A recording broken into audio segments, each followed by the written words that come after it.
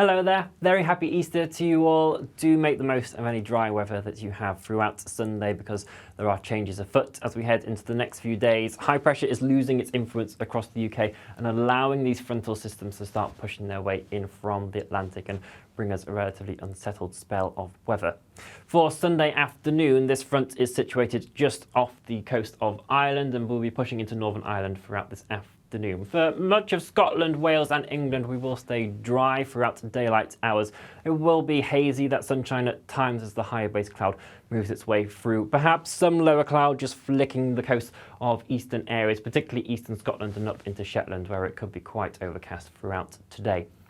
It is going to be a breezy day for all of us, but those winds are coming up from the south, which means it's pulling in some mild air, and so temperatures actually slightly above average for the time of year, highs ranging between 14 to 17 degrees Celsius, perhaps actually 18 in a few spots.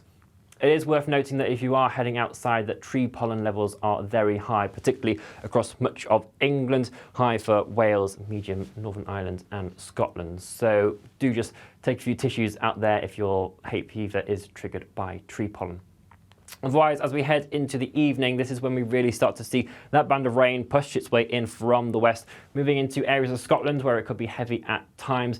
Generally, for England and Wales, the rain will be slightly patchier throughout the night at least, but we will certainly see it turning windy for a lot of areas, the risk of gales around the coast of Scotland. Some clearer intervals for northwest Scotland and Northern Ireland as we move into the early hours of Monday morning, and so that will just allow temperatures to drop off slightly more here, down into mid or low single figures. But for much of England and Wales, where we hold onto that cloud, temperatures really will not be dropping too far at all, holding up around 9-10 degrees Celsius, so it will be quite a mild start to Monday morning.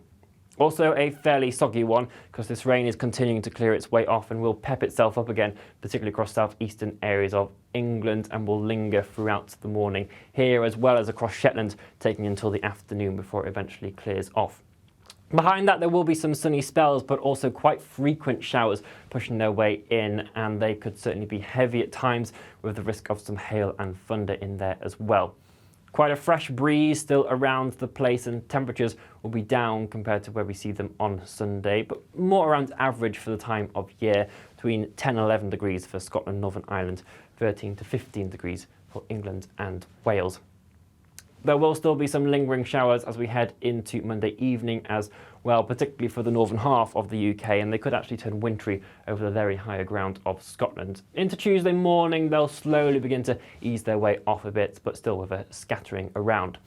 It's into Tuesday afternoon where we are focusing our attention on this area of low pressure that's going to start developing in the Atlantic and spur its way towards us for the end of Tuesday and overnight into Wednesday. As it develops, this has the potential to really bring a squeeze in the isobars and bring some quite disruptive winds to certainly western areas of the UK. So we do now have some weather warnings in force for the overnight period on Tuesday night. A warning for the North Channel, Northern Ireland, southwest Scotland, and then stretching into Wales and southwest England. Then throughout the day on Wednesday, the potential for those winds to really linger across southwest Wales and southwest England. There will be gales at times, severe in places, particularly where you are on those most exposed locations.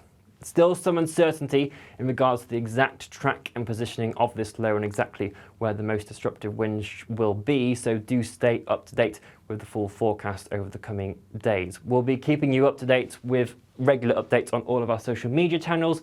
If you are watching on YouTube, then subscribe as well for all the latest. Otherwise, we'll see you again here very soon. Goodbye.